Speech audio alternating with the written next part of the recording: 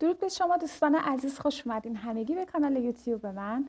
امروز در خدمتتون هستم با آموزش یک موتیف بسیار جذاب و زیبای دیگه. از ابتدای بافتمون با یک موتیف 5 ضلعی 6 ضلعی شروع میشه و اون رو تبدیل به یک موتیف مربع میکنیم. شما هر اندازه که دوست داشته باشید میتونید موتیفتون رو تا همینجا امتداد بدید یا اینکه نه مثل من ادامه بدید و یک حاشیه بی‌نقص بسیار زیبا رو برای این موتیف زیبا داشته باشید. حاشیه‌ای که پیشنهاد میکنم حتی اگه موتیف رو هم نخواستید ببافید، حاشیه رو آموزشش رو یاد بگیرید و اون رو برای انواع موتیف‌ها، پتوها، کوسن‌ها استفاده کنید. بسیار حاشیه کاربردی هست. اندازه موتیفمون رو بخوایم داشته باشیم، این کار یک موتیف مربع 20 سانتی متری هستش. با کانوا آکریلیک بافتم و قلاب شماره 3 میل از 4 نوع رنگ در این بافت استفاده کردم. دیگه سلیقه‌ای هر رنگی که دوست داشتید میتونید در اون به کار ببرید. بسیار مناسب برای رو تختی، کوسن، شال مبلی. کاری با هم دیگه این آموزش رو داشته باشیم. ممنون میشم که لایک کنید و کانال رو هم سابسکرایب داشته باشید. برای شروع بافتمون ابتدا یک حلقه جادویی میزنیم. 3 تا زنجیره، 1 2 3 زنجیره به عنوان یک پایه بلند. همونجا شروع به بافت پایه بلند میکنم و 11 تا پایه بلند دیگه درون حلقه میبافم که با 3 تا زنجیره شروع رجم بشه 12 تا پایه بلند. در آخر رنج 12 تا پایه که بافتم نخ حلقم رو میکشم و بست میزنم 1 2 3 به سومین زنجیره شروع رجم. میتونیم هم به این روش بست بزنیم نخمون رو قطعش کنیم، همین که میتونیم از روش تمیزکاری کارمون رو انجام بدیم. به این صورت پایه بلند اولمون میایم تمیزکاری اون رو به این صورت انجام میدیم. نخمون رو خیلی نمیکشیم چون که گندمی بافتمون رو اینجا لازمش داریم و اون رو میبریم پشت بافت و توی بافت میچرخونیم و پنهونش میکنیم و به این صورت 12 تا پایه بلند دارم. بعد شروع رج دوم با رنگ بعدی که یه سبز رنگ دیگه سبز هست وارد میشم و از روی یکی از پایه بلند ایستاده شروع رج میبافم. همونجا کنارش میام یک پایه بلند دیگه میبافم، شد 2 تا پایه بلند و بافت رو ادامه میدم. روی همه پایه ها هر کدوم 2 تا پایه بلند میبافم. توی رج قبل 12 تا پایه بلند که داشتیم توی این رج اون رو تبدیلش میکنیم به 24 تا پایه بلند. اضافه های نخمون رو هم در حین بافت میگیریم تا تمیزکاری بافتمون رو هم به این صورت انجام داده باشیم. خب به این شکل کامل میکنم. به این صورت رج رو که به انتها رسوندم دوباره میتونیم هم بست بزنیم به اولین پایه و نخمون رو قطع کنیم، هم که به همین روشی که بافت رو انجام دید تمیزکاری میکنیم به این روش برید. هر کدوم که براتون ساده تره، ولی خب قطعا این روش تمیزتری هستش. پشت و روی کار به این صورت. و شروع رج سوم با رنگ سفید از روی یکی از پایه ها فرقی نمیکنه از کجا وارد میشم و نخم رو وصلش میکنم. یک زنجیره میزنم، زنجیره جزء بافت محسوب نمیشه و همونجا یک پایه کوتاه میبافم. 1 2 3 تا زنجیره میزنم. پایه بعدی رو رها میکنم. در پایه بعد یک پایه کوتاه، 1 2 3 زنجیره، یک پایه رها، پایه بعدی یک کوتاه، 1 2 3 زنجیره و این بافت رو به همین روش تکرار میکنم. یک پایه کوتاه، 3 زنجیره، یک پایه رها، پایه بعدی یک پایه کوتاه میبافم و اون رو ادامه میدم. در آخر رج بست میزنیم به اولین پایه کوتاهمون و نخمون رو اینجا قطعش میکنیم.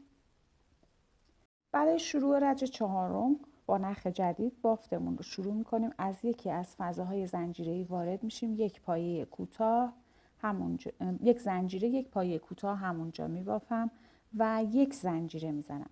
میام توی فضای بعدی 3 تا پایه بلند یک جا میبافم، 1 2 و 3، 1 2 زنجیره میزنم همونجا، 3 تا پایه بلند دیگه، 1 2 و 3. به این صورت یک زنجیره میزنم. میام توی فضای بعدی یک پایه کوتاه میبافم، یک زنجیره میزنم. توی فضای بعدی بافت رو تکرار میکنم با 3 تا پایه بلند، 1 2 3، 1 2 زنجیره و 3 تا پایه بلند دیگه هم همونجا، 1 2 و 3. یک زنجیره میزنم. در فضای زنجیره بعدی یک پایه کوتاه، یک زنجیره، وارد فضای بعد میشم، تکرار میکنم و این بافت رو ادامه میدم. 3 تا پایه بلند، 1 2 3، 2 تا زنجیره همونجا، 3 تا پایه بلند دیگه میبافم، 1 2 و 3. یک زنجیره میزنم. در فضای زنجیره بعدی یک کوتاه، یک زنجیره و به همین روش بافتم رو ادامه میدم. به این صورت رج رو به اتمام رسوندم. زنجیره آخر رو هم زدم، بست میزنم به اولین پایه کوتاه هم و اینجا نخم رو قطعش میکنم. به این صورت برای شروع رج پنجم با رنگ سبز کم رنگ‌ترم میشه رنگ شماره 1 از فضای 2 زنجیره‌ای وارد میشم. میتونیم یک پای کوتاه ایستاده هم، پای کوتاه شروع رج هم ببافیم. به این صورت یک پایه کوتاه میبافم. حالا میام روی 3 تا پایه بعد هم هر کدوم یک کوتاه، 1 2 و 3 تا پایه کوتاه بافتم. تو فضای تک زنجیره‌ای یک پایه کوتاه، پایه کوتاه رو رها میکنم. در فضای تک زنجیره‌ای بعدی هم یک کوتاه و روی 3 تا پایه هر کدوم یک پایه کوتاه، 1 2 و 3. به این صورت و در ادامه میام در فضای، اینجا میشه فضای گوشه بافتمون، یک پایه کوتاه میبافم، 1 2 زنجیره همونجا، یک پایه کوتاه و روی 3 تا پایه هر کدوم یک پایه کوتاه، 1 2 3. در فضای تک زنجیره یک کوتاه، پایه کوتاه رج قبل رها میشه، فضای تک زنجیره بعدی یک کوتاه، روی 3 تا پایه یک کوتاه، 1 2 3. در فضای زنجیره 2 زنجیره گوشه یک پایه کوتاه، 2 زنجیره و یک پایه کوتاه. این بافت رو باید ادامه بدم. روی 3 تا پایه هر کدوم یک کوتاه، 1 2 3. در فضای تک زنجیره یک کوتاه، کوتاه رها میشه، فضای بعدی یک کوتاه و به همین روش بافتم رو ادامه میدم. 3 تا پایه کوتاه روی 3 پایه، در فضای گوشه یک کوتاه، 2 زنجیره، یک پایه کوتاه. به این صورت بافتمون رو کامل میکنیم. در آخر رج به این صورت بافت رو که به اتمام رسوندم، تو فضای زنجیره گوشه ابتدای بافتمون یک کوتاه فقط بافتیم دیگه، یک پایه کوتاه دیگه هم میبافم، 2 تا زنجیره میزنم، بست میزنم به اولین پایه کوتاه هم و به این صورت رج رو به انتها میرسونم و نخم رو اینجا قطعش میکنم. به این شکل برای شروع رج ششم با رنگ سبز بعدیم بافت رو ادامه میدم. میام توی درون فضای 2 زنجیره گوشه رو در نظر داشته باشید. یک کوتاه میبافم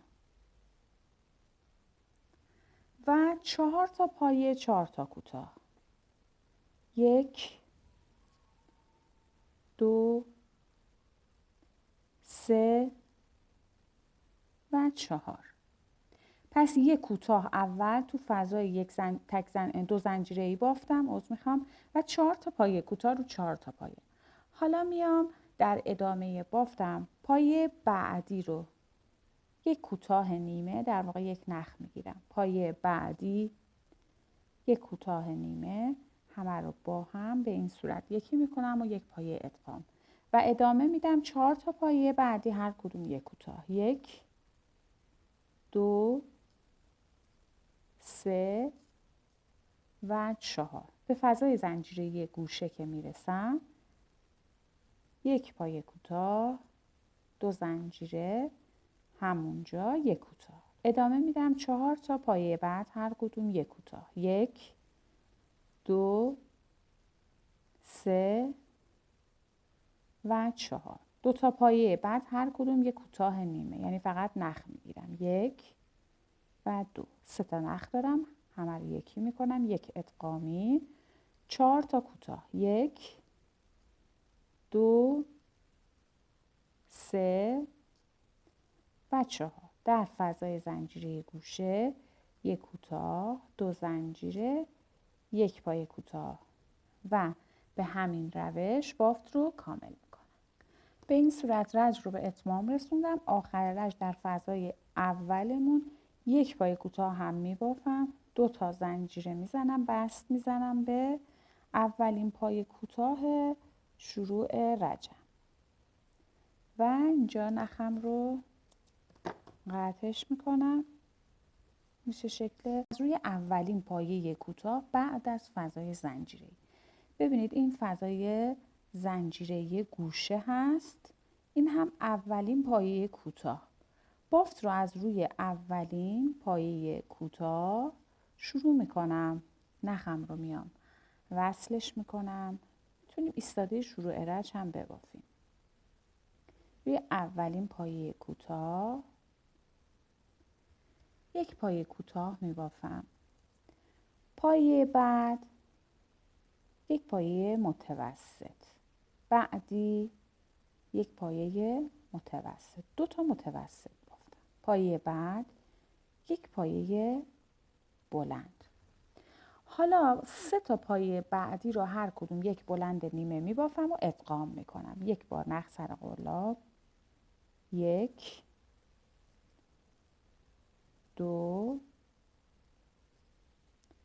و 3. 4 تا نخ دارم، همه رو با هم یکی میکنم، یک پایه ادغام میبافم و حالا این بافت رو تکرار میکنم. یعنی پایه بعدی ابتدا یک پایه بلند، 2 تا پایه بعد هر کدوم یک متوسط، 1 و 2. پایه آخر از این گوشه یک پایه کوتاه میبافم و در فضای زنجیره گوشه بافتی نمیزنم. میام قبالش 2 تا زنجیره میزنم. این فضا دیگه رها میشه. از روی اولین پایه کوتاه هم یک پایه کوتاه، 2 تا پایه بعد هر کدوم یک متوسط، 1 2 پایه بعد یک پایه بلند و 3 تا پایه بعد هر کدوم یک بلند نیمه. 1 2 و 3. 4 تا نخ دارم، همه رو یکی میکنم. پایه بعدی یک پایه بلند، 2 تا پایه بعد هر کدوم یک متوسط، 1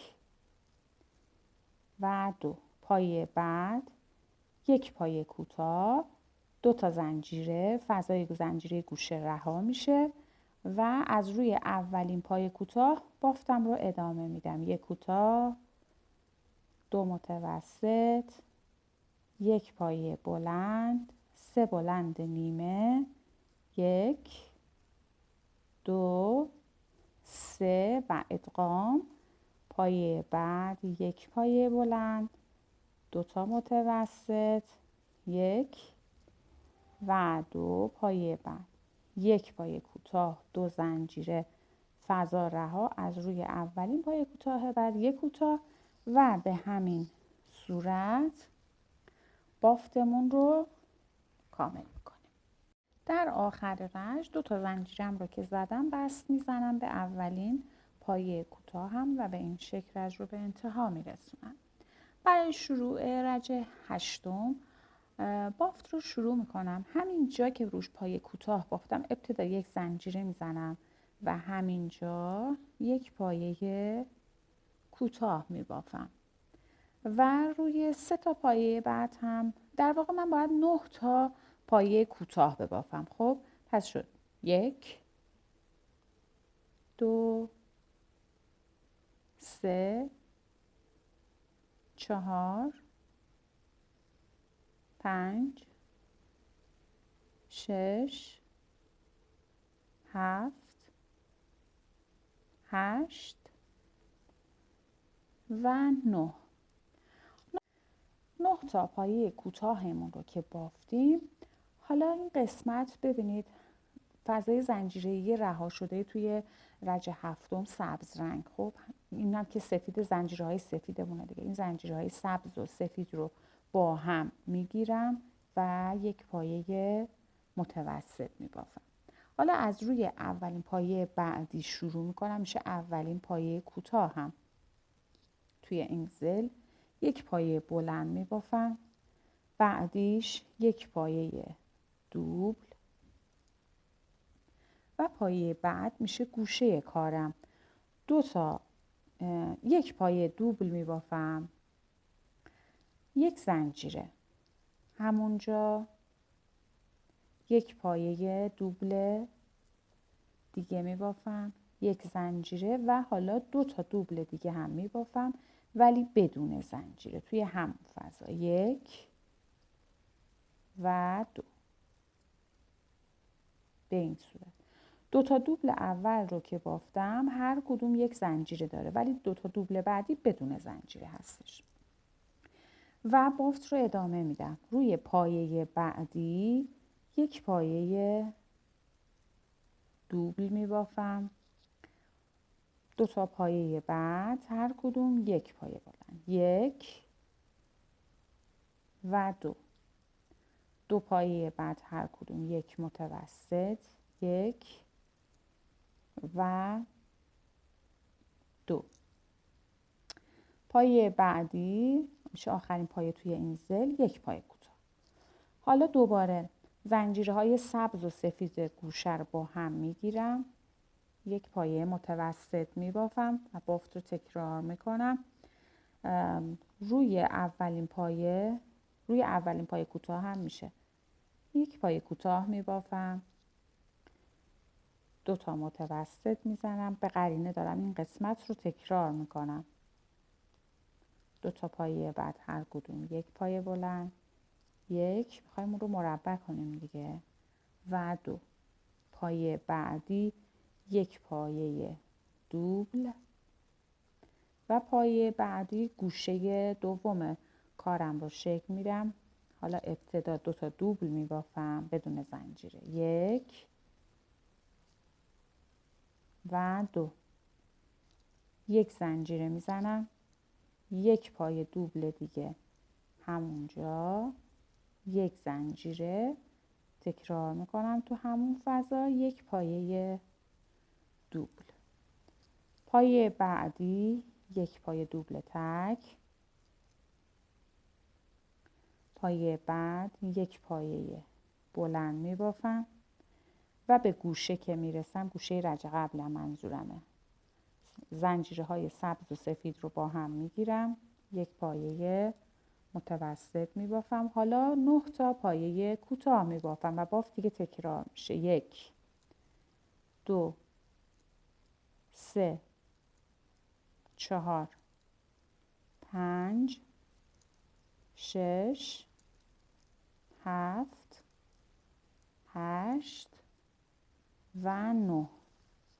ببینید این قسمت رو کامل مربع شده، یعنی یک ضلع مربعمون بافته شده. 9 تا که بافتم، در ادامه میام فضای زنجیره سبز و سفید با هم یک پایه متوسط میبافم. روی پایه بعد یک پایه بلند، بعدی یک پایه دوبل و گوشه بعدی بافتم رو اینجا شکل میدم. ابتدا یک پایه دوبل، یک زنجیره، یک دوبل دیگه همونجا، یک زنجیره و حالا 2 تا دوبل بدون زنجیره توی همون فضا. یک، عذر میخوام، و 2.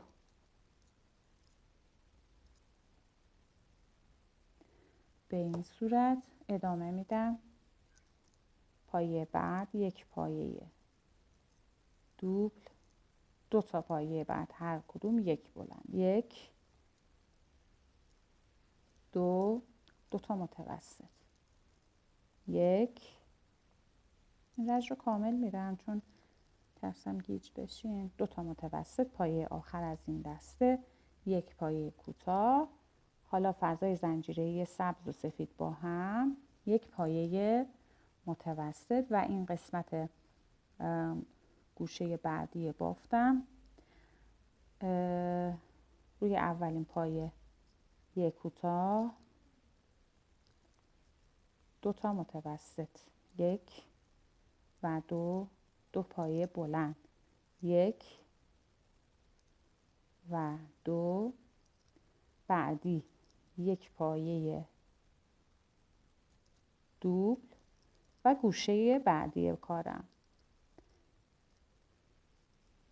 2 تا دوبل می بافم، 1 و 2، یک زنجیره همونجا، یک پایه دوبل، یک زنجیره و یک دوبل دیگه. به این صورت پایه بعدی یک پایه دوبل، بعدی یک پایه بلند و فضای زنجیره‌ای سبز و سفید رو با هم میگیرم، یک پایه متوسط میبافم و در ادامه بست میزنم به اولین پایه کوتاهم و به این صورت بافتم رو تبدیلش کردم به یک موتیف مربع. دوستان برای شروع رج 9 بافتمون رو از روی پایه دوبلی شروع میکنم که قبلش یک فضای زنجیره‌ای دارم، بعدش هم یک فضای زنجیره‌ای دوبل وسط. خب نخم رو میام نخت و قلاب، یک پایه کوتاه شروع رج و فضای بعدی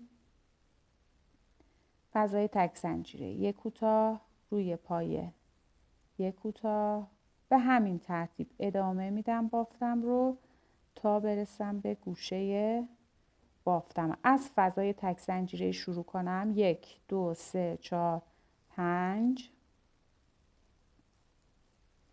6، 7، 8، 9، 10، 11، 12، 13، 14، 15، 16، 17، 18، فضای تک زنجیره‌ای 19. پس از این فضای تک زنجیره‌ای، این پایه حساب نه، اینجا تا این فضای تک زنجیره‌ای 19 تا پایه کوتاه که می بافم. حالا میام روی پایه دوبل، میشه گوشه بافتم، یک کوتاه، 2 زنجیره همونجا، یک پایه کوتاه می بافم و از فضای زنجیره‌ای بعدی شروع می کنم. 19 تا پایه کوتاه می بافم تا به گوشه دیگه بافتم برسم. به این صورت 19 تا دوم هم رو هم که بافتم، روی پای دوبل این وسط که قبلش و بعدش فضای تک زنجیره هست، میشه گوشه بافتم، یک کوتاه، 2 زنجیره همونجا، یک پای کوتاه و از اولین فضای تک زنجیره شروع میکنم. روی هر کدوم از پایه ها یک پایه کوتاه، در نهایت 19 تا پایه کوتاه میبافم. به گوشه هم که میرسم بافت گوشه رو ادامه میدم. به این صورت و در آخر رج روی دوبل اولمون فقط گوشه بود دیگه، یک کوتاه بافته بودم. خب میام ابتدا یک پایه کوتاه دیگه هم میبافم، 2 تا زنجیره میزنم و بست میزنم به همون اولین کوتاهی که رو دوبل بافتم که گوشه بافتم هست. خب به این صورت ببینید دوستان، این الان این موتیفمون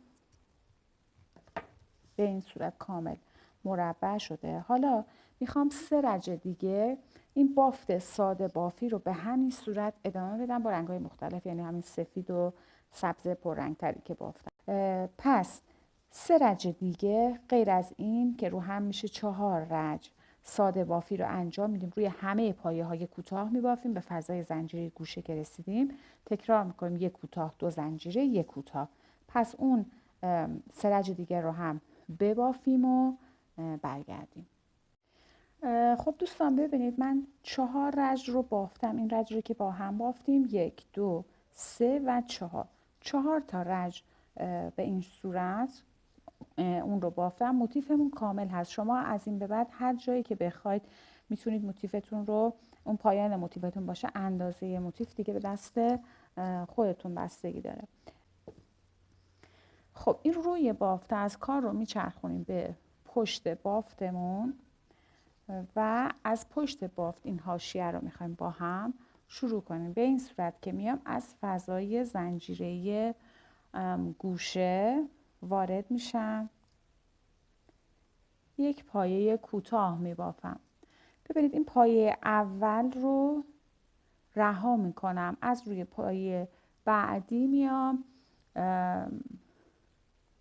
میخوام پس شد این پایه رها میشه. پایه بعدی یک پایه متوسط میبافم، پایه بعد یک پایه بست، بعدی یک متوسط، پایه بعد یک پایه بست و اون رو تکرار میکنم. یک پایه متوسط بافته میشه، بعدیش یک پایه بست. دقت داشته باشید دوستان که پشت بافت داریم کار انجام میدیم. خب به همین صورت ادامه میدیم تا به گوشه بافتمون برسیم. به این صورت ادامه بدیم تا به قسمت گوشه برسیم. به گوشه، قبل از گوشه روی پایه آخر یک متوسط، در فضای گوشه یک پایه کوتاه، 2 زنجیره و یک پایه کوتاه بافته میشه. این پایه رها میشه، از روی پایه بعدی یک متوسط، پایه بعد یک پایه بست، بعدی یک متوسط، پایه آخر یک پایه بست. به همین صورت دور تا دور بافتم این کار رو ادامه میدم. ببینید این روی بافتمون به این صورت بافت حاشیه کارمون در میاد که یه حاشیه بسیار زیبایی هست. به همین روش رو کامل کنیم. از گوشه بافتم توی فضای 2 زنجیره‌ای شروع به بافت میکنم. یک پایه کوتاه، 2 زنجیره، همونجا یک پایه کوتاه. میخوام زیر پایه رج حاشیه‌ام رو ببافم. باید چیکار کنم؟ روی همه پایه ها ببینید گندمیاش رو میگیرم. به این پایه کار ندارم و بافتمون خراب نشه. گندمیاش رو میگیرم ببینید به این صورت و روی هر کدوم از پایه ها، چه بست چه پایه متوسط، یک پایه کوتاه میبافم. فقط گندمیش رو میگیرم و به این صورت بافت پایه کوتاهام رو ادامه میدم تا برسم به قسمت گوشه بافتم. به این صورت به فضای گوشه زنجیره گوشه بافتم هم که رسیدم، یک کوتاه، 2 زنجیره و یک پایه کوتاه میبافم و ادامه میدم. از روی گندمی پایه ها روی هر پایه یک پایه کوتاه میبافم به همین صورت. خب فضای گوشه هم که همونطور که گفتم بافت گوشه رو میریم. عذر میخوام. به این صورت دور تا دور کاملش میکنم. خب دوستان همینطور که میبینید من این ساده بافی رو به اتمام رسوندم. میخوام یک بار دیگه رج بافت حاشیه رو برم. این روی بافتم هست، پس کارم رو میچرخونم به پشت بافتم و به همون روشی که رفته بودیم بافتمون رو ادامه میدیم. از درون فضای زنجیره گوشه بافتم کارم رو شروع میکنم و اجازه بدید یه پای کوتاه شروع رج ببافم. میتونید یک زنجیره یک کوتاه هم ببافید به این صورت. خب یک پایه کوتاه میبافم و این پایه متوسط رو رها میکنم. از روی پایه بعدی پایه کوتاه و عذر میخوام، اولین کوتاه رها میشه، پایه بعدی یک پایه متوسط، بعدی یک پایه، بس درست بافتی رو که تو دورج قبلمون رفتیم اونجا این رو پیاده میکنیم به همین روش. پشت بافتمون هستیم، یک پایه متوسط، پایه بعدیش یک پایه بست و به همین روش. حالا هر اندازه که دوست داشته باشید میتونید 2 رج 3 رج دیگه اون رو به دلخواه ادامه بدید. فوق العاده است بچه‌ها این کار. حالا اگه موتیفش هم دوست نداشتید حتما این حاشیه رو یاد بگیرید و برای انواع بافتاتون استفاده کنید و این روی بافتمون به این صورت در میاد. خب دور تا دور اون رو کاملش میکنم. خب دوستان من موتیفمون رو به اتمام رسوندم. البته شاید یک رج دیگه هم به اون اضافه کنم با رنگ سفید. این حاشیه بسیار زیبا رو روی بافتم امتداد بدم و یعنی ادامه بدم اون رو.